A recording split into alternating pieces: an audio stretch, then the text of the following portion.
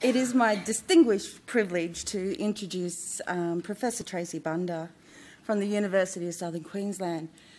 Professor Tracey Bunda is a Ngugi Waka Waka woman and is the head of the College for Indigenous Studies, Education and Research at the University of Southern Queensland.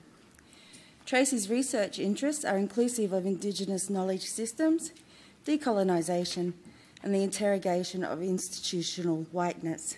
Tracey is also a wonderful, wonderful mentor and just happens to be my boss as well. So the $20 later. But no further ado, Professor Tracey Bunda.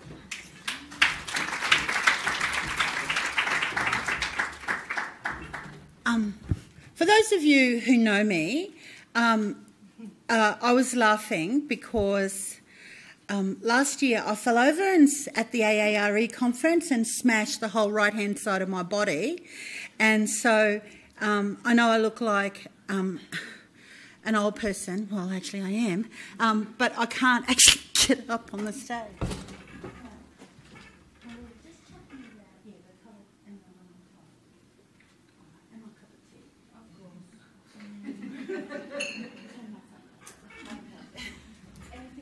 No, that's it. Do my presentation. All right. Now, I don't really like this room set up. I think it's very corked up. I think it's very, structuring us and leading us towards frontal lobe disability. But I can't change it because the video recorders want me to speak into this microphone. So in the absence of being able to change this particular space, I do want this presentation to be as interactive as possible. So if you feel the need to sort of raise your hand and say something, and I know there are other Indigenous people in the audience, so I also want you to be forthcoming with your conversation and dialogue as well. Now, I also know that out of that Indigenous group, there are 3 scholarship holders here, and it's the first time that you've come to the AARE conference. I'm not expecting you to speak up, but some of the older people,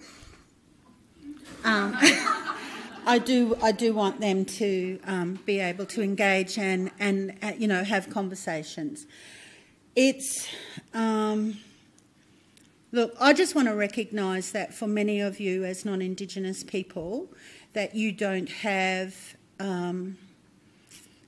opportunity to be able to have up close and personal dialogues with Indigenous people. This, however, does not give you the right to eat us, but it does. Here is an opportunity for you to be able to speak with us, particularly when we've got so many in the room. Now, I want to do 3 things today. But first of all, could I just acknowledge the Ngunnawal people, who are the traditional owners of this country here. There was a period in my career when I lived and worked in Canberra, and whilst always local Aboriginal politics makes you do a fancy dance, as you guys know, I can say that the Ngunnawal family took me in and respected me for the work that I was trying to do within education. I think actually acknowledging the traditional owners, I think one of the things, if you are thinking about an engagement with Indigenous people, I think that's one of the issues that we need to have more dialogue about and deeper thinking about, because there remains that element of trivialisation, and I think we need to get rid of that. So, because it's not honest. So I want to talk about three things today. The first one is about naming yourself. I think that's a really important thing to do within the academy, and to be really confident and assured of your own position, particularly when the academy operates within a competitive ethos. You may be the hottest flavour under the sun, and that's okay for your ego for a little while, but, you know, you do get exhausted. And I also want to talk about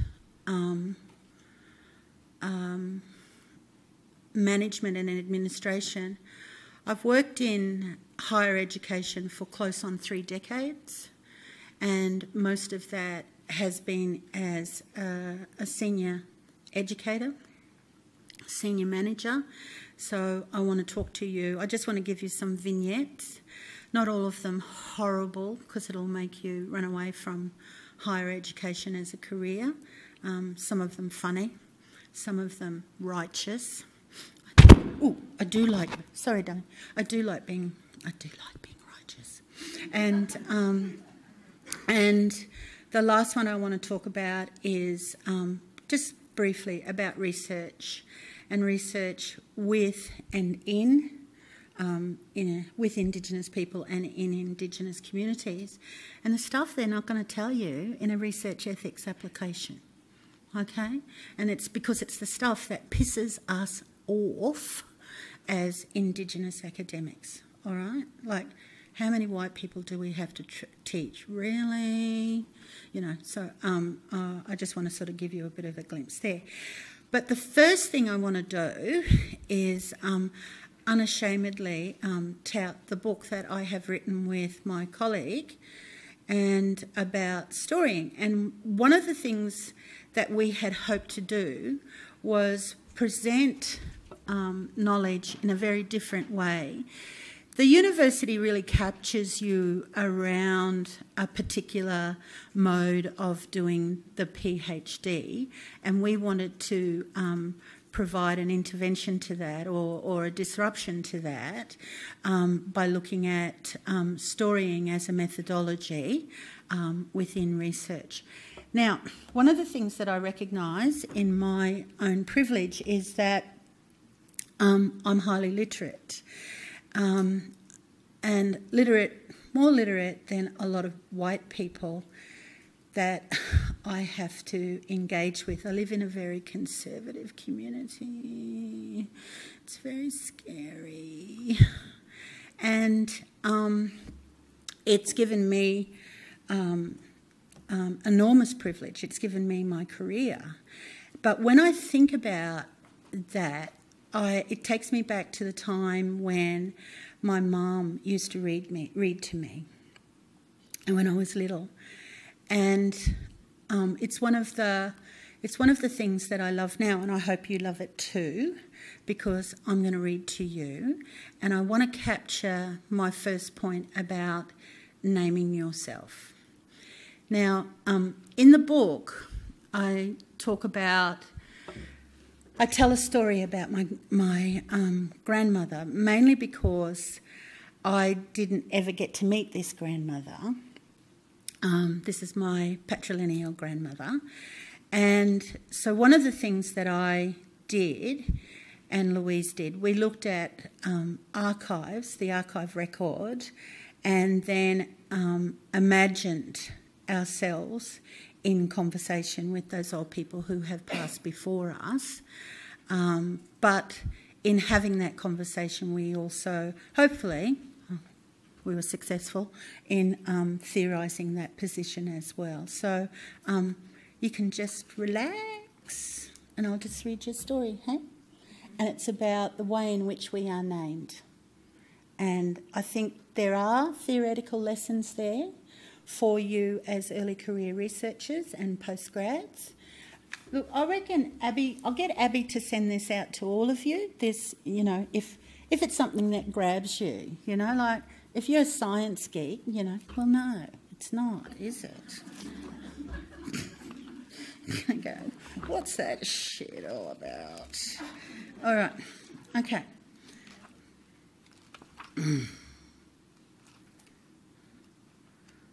Sorry, I should have had this ready.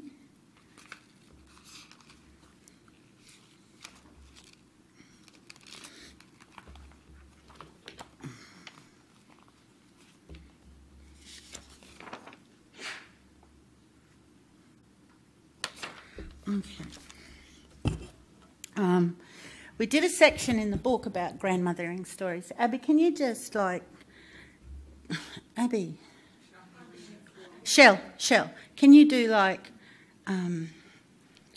20 minutes, 10 minutes, 5 minutes? Yeah. All right, okay.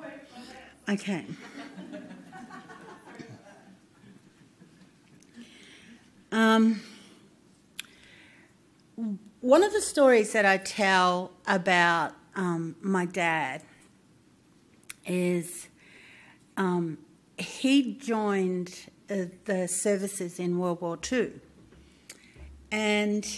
but he didn't have a birth certificate.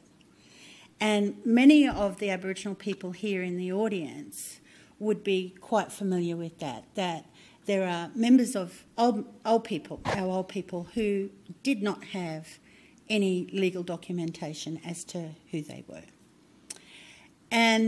But he needed to be able to have some ID documents to be able to sign up. And what had happened was that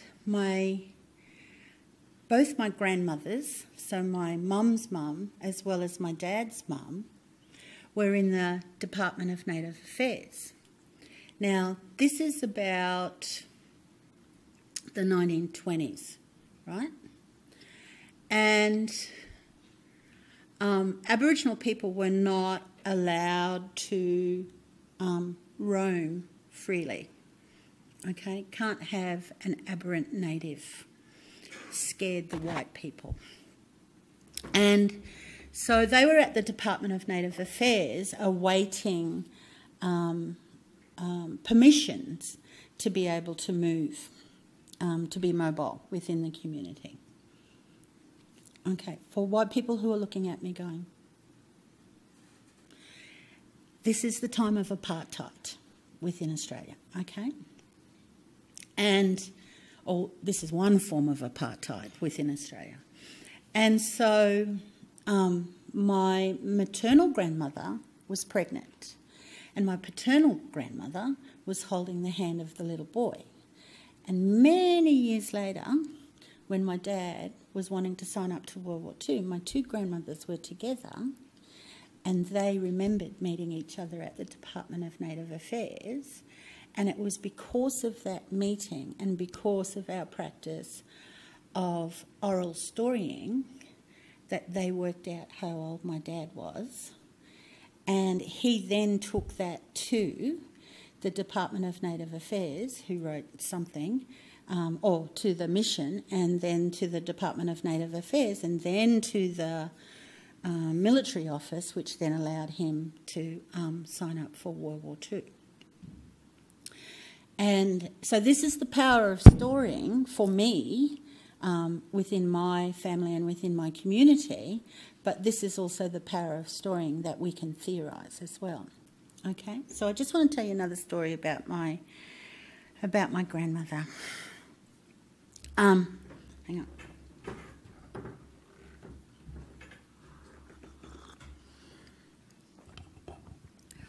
I did not know this grandmother. My older brothers knew her best, for she had passed before I was born. So I knew her through the stories of my father and mother, and from having dug into the archives, I know her from the writings of protectors and government administrators as just another Aborigine, as a functional statement on a page, a fragment of a broken up story that was reflective of Aboriginal people of the times. And there are a few of her own handwritten letters. And I can remember searching in the archives and documents were strewn across the desk, including my own. And I recall sorting the papers and I reached for a page and I thought to myself, oh, What have I written here? It was not my notes. It was the cursive writing of my grandmother, which had transcended time and place to be found in my own hand. A warm smile came to my face. The script style writes our bloodlines. I will call her Granny, for that is how my mother would speak of her, Granny Bunda. And in the process of telling some of the fragments, she will be more... That's very Spivakian. Does anyone go to Spivak? Okay, yeah. You know, when she does the machinery of the machinery, she's very cooked up. She will be more than a functionary record of the archives. As I will speak with her and be with her in the writing of this story. It's a technique that I've previously used in my writing, an intercept, a disruption to silencing and forgetting, a tactic for giving meaning to her life. My granny was born at the last century, not long after the Act, the Aborigines and Opium Act, was brought into place in Queensland in 1896. This was legislation to regulate Aboriginal people, but also to regulate the sale of opium. Did you know that we legally grew opium at one time? Mm-hmm. Okay, and they didn't want the black people and the Chinese people to get together. Didn't work. Sorry. Okay. And so my granny was born into a social and political horoscope for Aboriginal peoples. An 1874 Legislative Assembly report on the Aborigines of Queensland, as compiled through submissions by colonial residents, notes the number, present condition and prospects of the Aborigines, the language of the coloniser in each region, and advises to the best means of improving their condition, Aboriginal people's condition. The report also identifies that the condition was, and I want you to think about this, to make their labour useful to the settlers and profitable to themselves. These papers have been prepared with much care by persons well acquainted with the Aborigines and anxious for their welfare, and contain much interesting information of a race, the great majority of whom, whatever may be done to improve their condition, there is too much reason to fear are doomed to an early extinction. Now, why I want you to think about that, because that's a colonial trace that plays out in the everyday of our lives as Aboriginal people. It's not legislation that disappeared in the 1920s or the 1930s or the 1940s or 50s or 60s.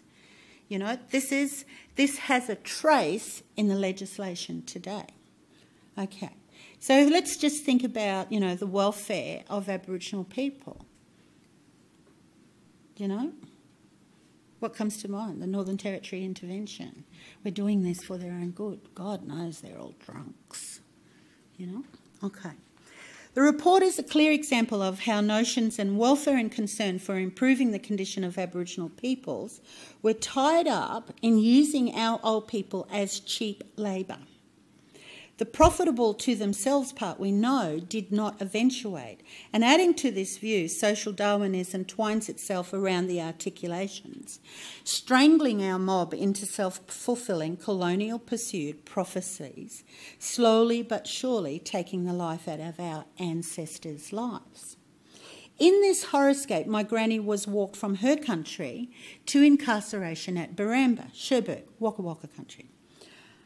And I talked to my grandmother. Oh, Granny, walking all that way, were you frightened?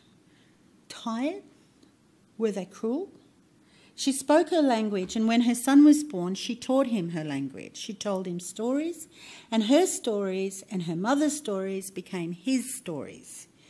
Told in language, told in private spaces to him, where the speaking of language in whispers could not be heard by the white authorities and punishment would be avoided. She taught him well, and he inhaled the breath of her stories, absorbing them on his skin, in his heart, reaching to his young boy warrior spirit within, grounding him to his sovereign self.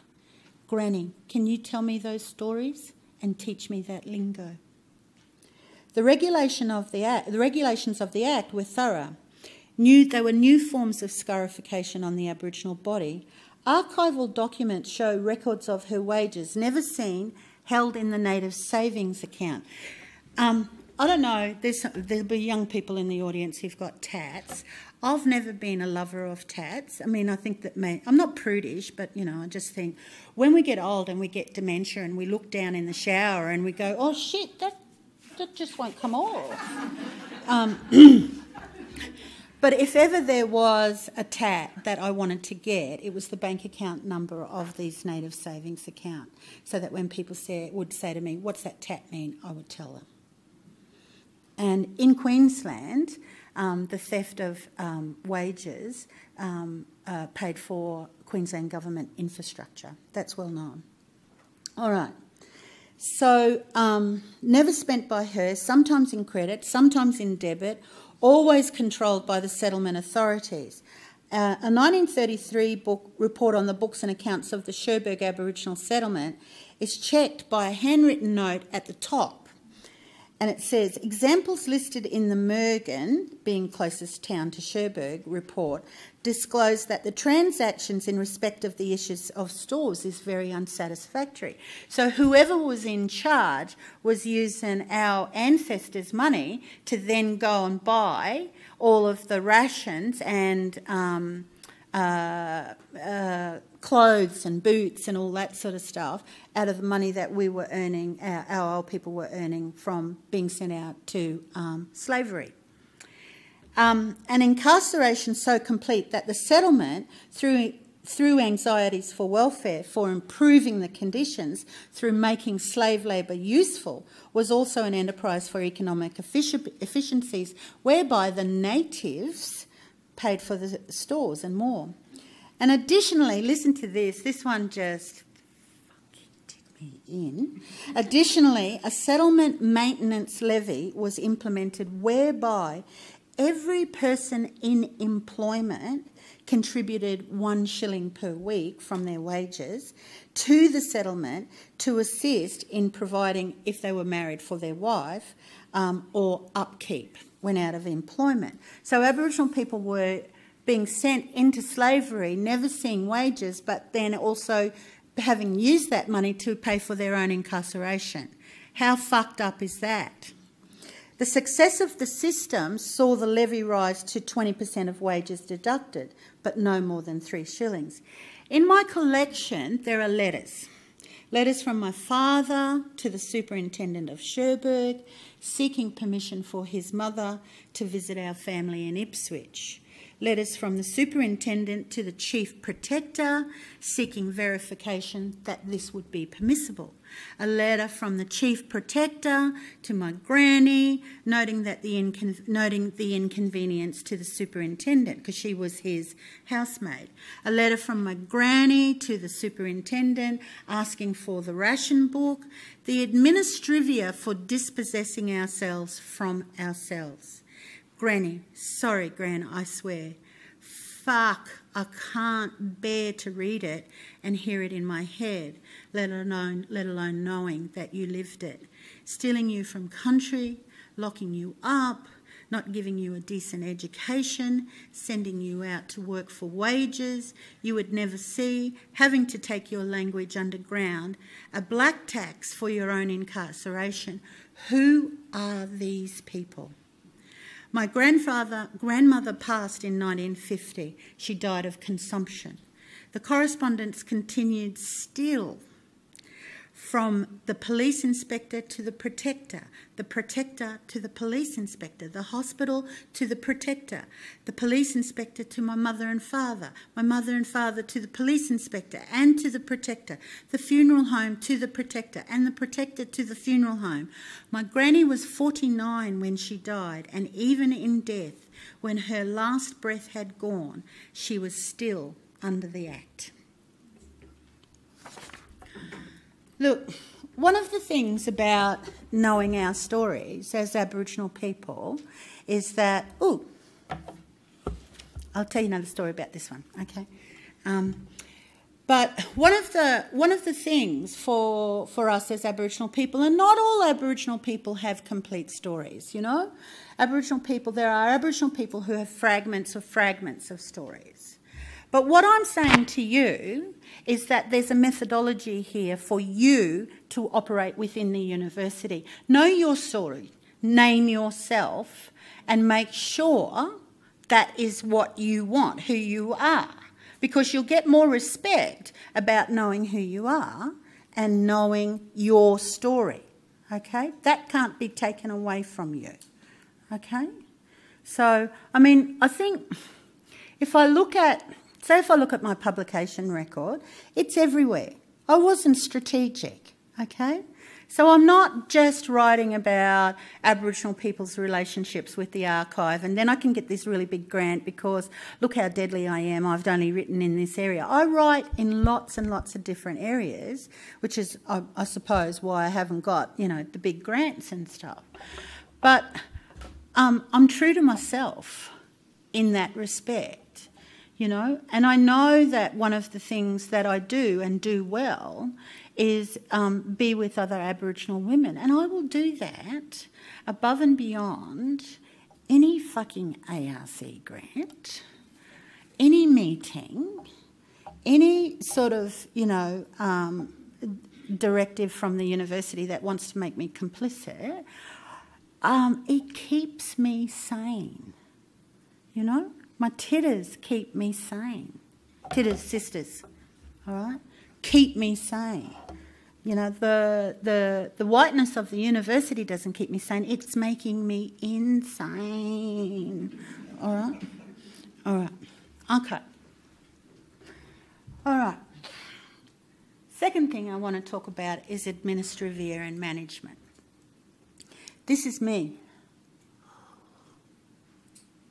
My PhD student in the area of arts and healing, I asked her if she would take a photograph of me after I had my heart attack.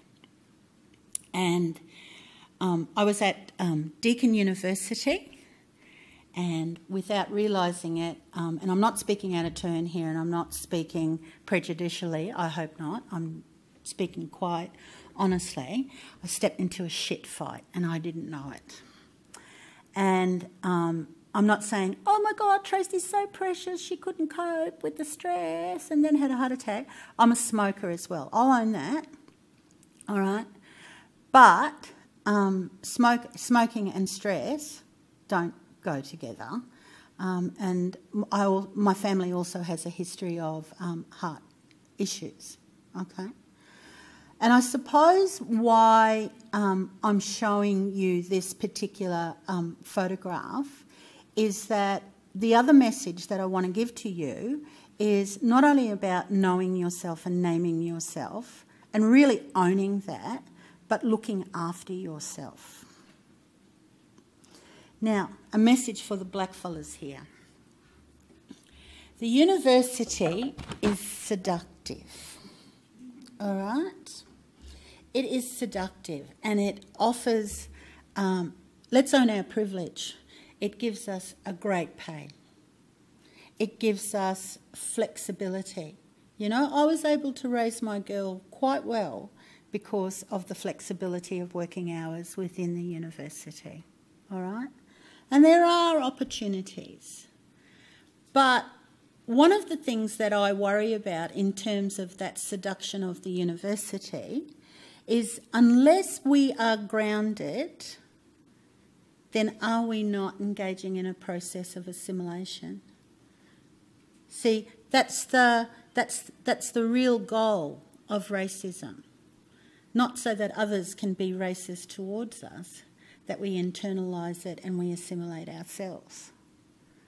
And so the challenge for us when we go into this... Clarice, do you know Wamba? Do you know that word Wamba? Do you know Nurriga? Yeah, okay. This is a Nurriga site. This is a Wamba site, okay? And you've got to be really strong. You've got to know who you are. You've got to stand your ground, you know?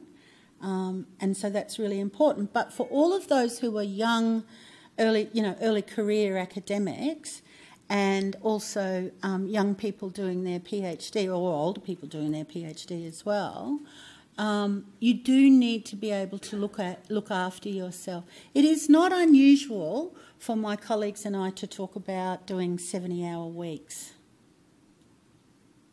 What the? Wait a minute, how much are we paid for? 37 hours, 15 minutes? All right. So you do need to look after yourself. You do not want to come up to me at an AARE conference and go, Tracey, I've got matching scars with you, all right? So you're not going to do that. You're going to look after yourself. You're going to find that work-life balance. Let me tell you something. The university is worried about the brand. You are not part of the brand. You are the product. All right? The university will defend the brand, not you. So you need to look after yourself, okay? This is institutional and ideological whiteness and how it works, okay? We love the work we do. We think we're wonderful teachers. Oh, my God, I'm such a wonderful teacher. If I didn't have the university and I taught down on a riverbank, all my students would follow me. And we get lots of stimulation and we get lots of, we share and stuff. But you do really need to be able to look after yourself. Find that work-life balance. This generation here are not your model, okay? We are the 70-hour weekers, nutskis. We're the nutskis. Do not follow us, okay? All right, you be better at it than what we are, all right? And the last thing that I wanted to very quickly talk about was I just want to give a glimpse into research. Actually, I'll give an example of some of the work that we're doing at AARE at the moment. We want to be able to develop a reconciliation, engagement statement, black fellas and white fellas working together within AARE, The scholarship holders here in the audience are part of that initiative. Narita will be keynote address, Indigenous woman, she'll be keynote address this week. That's part of that initiative as well, okay? If I have a take-home message for you as you develop your career, if I have a take-home message for you as you develop your career, and particularly if you step into Indigenous education research, do no harm. I borrow from Aboriginal Health, do no harm. Now, I can imagine that most of you are saying, oh, but I'm not a bad person. I'm not a bad person. I'm a good person. I want to do good things. Do you know how many non-Indigenous people we have in our lives who want to do good things? Okay. So if you do want to get into that, and the other thing too is that Indigenous education research is a political minefield, because who we are as members of communities does not stop at the front gate of the university. We bring all that shit into the university with us. And whilst Indigenous education and Indigenous education research is quite exciting because it's very different, don't step into that shit thinking that you can somehow manage it, or that you are a knower of it, a better knower than the Indigenous people in there, okay? You need to be quite careful about stepping into that space. I would also recommend that you have at least a decade-long relationship with Indigenous people. By this I mean not meeting each other at AARE conferences, but breaking bread across the table, okay? Helping each other before you actually step into that relationship. Because otherwise it's shallow, It needs to actually be deep and meaningful, because relationships and relationality we take quite seriously within our own positionality. Okay? So, you've been a fabulous audience, but I'm going now, and you never talked, but come on, I know I never come up for air, but you should have intercepted there somewhere. Doing so well. Can you, if you would like to come and speak later, I'm more than happy to do that. But could I just ask the other Indigenous members to stand up in the room, please, so that the conversation is not always directed to me. And so you have other Indigenous people who are your colleagues, who are in your same situation, who you can also talk to as well. Can you turn around, brothers and sisters, and show your face? Okay? All right. So you've got lots of mob to talk to, not eat. Okay. Thank you very much.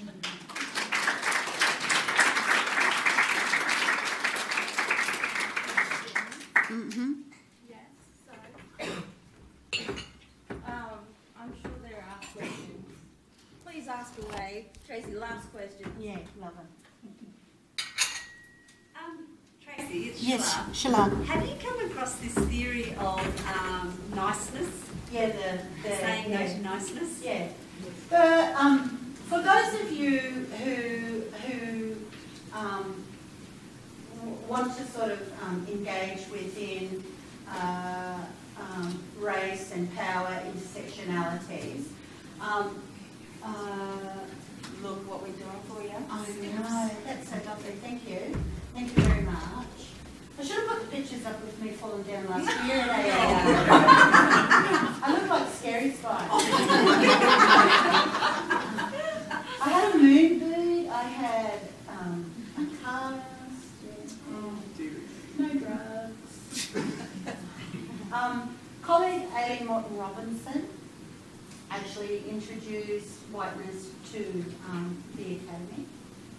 And one of the things, I suppose, if you look at whiteness as a location of power, then one of the things that happens in that space, in that centralised space, is that whiteness will mask itself, and it will mask itself in niceness. Okay, and so what then ends up happening as Indigenous people is that when we take off the mask and interrogate what is left behind, then we're the ones who are positioned as horrible and nasty because we've called white people on their power. White people do not like to be called on their power. Okay? White people often fail. There are a lot of, isn't diversity a shit word? There's a lot of other of the mob here, and I'm saying, international students and so, you get it, don't you? Whiteness does not like to be called on its power, does not like to be called, shown how it is racist and stuff. But until we unravel all of that, we won't have a relationship. We won't have trust. Trust is one of those measures within the reconciliation barometer that still troubles the relationship between Aboriginal and white people in this country. Does that answer it?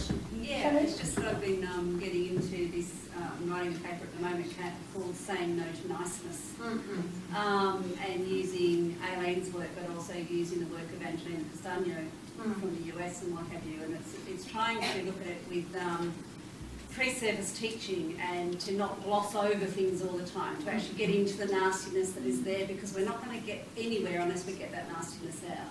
Yeah, yeah.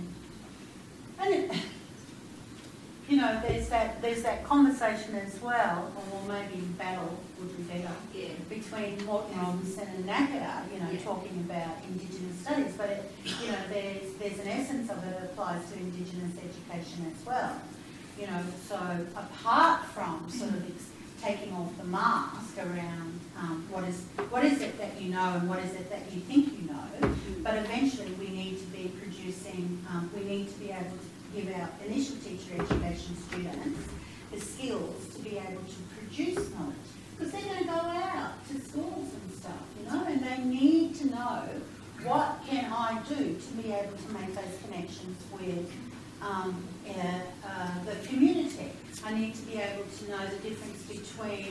an elder and somebody who wants to take up a lot of space, you know, politically within the Aboriginal community. Sorry. You know. So that unravelling, how do we then engage in knowledge for teacher education is important in that Indigenous education space as well. Any other questions? Hello, Ellie. Hi, how are you? Good, thank you. I really love your talk. Thank you. I suppose I've been a curriculum writer, a resource writer, teacher, administrator, everything like that. Yeah. I've worked in Queensland a lot, Yeah. particularly in different schools and broken bread with a lot of different Indigenous people from different parts of Queensland. But I find I am still the well-intentioned whitey, which to me is like a little bit of a reverse discrimination. Not that I'm complaining, sorry. I know the history of Indigenous people, particularly in Queensland, and it's horrific. And I have a lot of respect. But again, saying that, I have to draw myself back from being a well-intentioned person. When I teach my students, what you were saying is exactly that. We teach the history, you know, boots and all. They become too frightened to go out and teach it themselves. And when they get out to remote area schools in particular, they find that some Indigenous people say, oh, don't bother. You know, we're not interested in coming into the schools to teach the kids. So where is the balance? Where do we find that that way of getting across the truth of history and a respectful culture without scaring people off or what you were doing, teaching the stereotypes that these... Michael, Katrina and Miss Melita over there might actually like to say this. Can I just say it's good therapy for white people to be scared? Oh, okay. Doesn't it? But it doesn't mean, if they're scared, the teachers won't address the subjects in the classroom. Do you know that's the privilege of whiteness, to be scared? That's a privilege, to be scared and to be immobile, you know? When I was teaching, you know, EBC, whatever it is, what's ours? 2200. Move.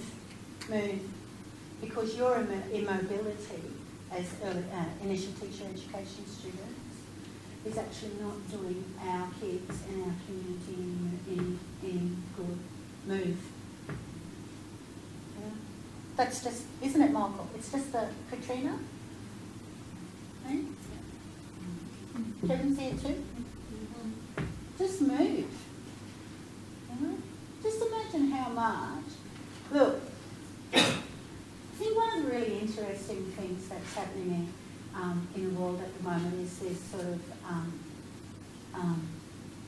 rightful demonisation of Trump, right? Aboriginal people have lived with Trump versions all of our lives. And we are relatively young people. Not me. Not Kevin. But that manifestation that is sort of throwing, you know, democratic America into sort of anxiety has been manifest in Australia from the get-go. You know, I actually don't think in the labour that is required to develop trustworthy, honest, informed relationships, that we need to do any more of the labour. It's exhausting. You know, we actually end up doing 2 jobs in one. You know, we should get double the superannuation and double the wage. You know, for as a minority dealing with, you know, white supremacy in this country. And let's not, you know, let's call it for what it is. It is. And it's an ideology that creeps into research education. It is an ideology. It's not Indigenous knowledges that's in the academy, mind you though it should be. It's white fellas' knowledge. And so there is a violence enacted epistemologically all the time. You know? So how scared do you think Aboriginal people are? And how does that scare and that fear manifest within our bodies?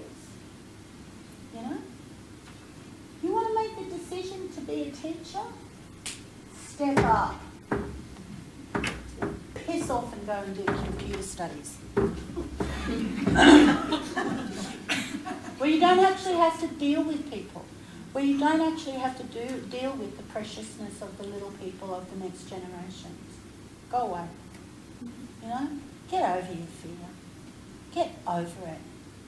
And if we are the educators, then is it not our responsibility as higher educators to teach the next generation of educators to know how to do that? I'm not saying that they're not. They just don't. They're fearful of representing the wrong perspective because they aren't Indigenous themselves. Yeah, but again, they need to get over themselves. And again, as the educators of the educators, don't we need to be able to teach them how to produce knowledge for themselves so when they're out in the schools, in the communities and in the regions, they know what to do? You know, rather than a bag of tricks about doing fucking dot art. Stop it already. I'm going to shut up. I'm going. All right.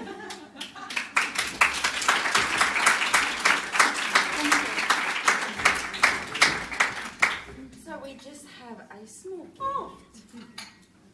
Thank you, my darling. You are most welcome. Oh, thank you. Thank you, Abby. Thank you, Michelle. Thank you, everybody.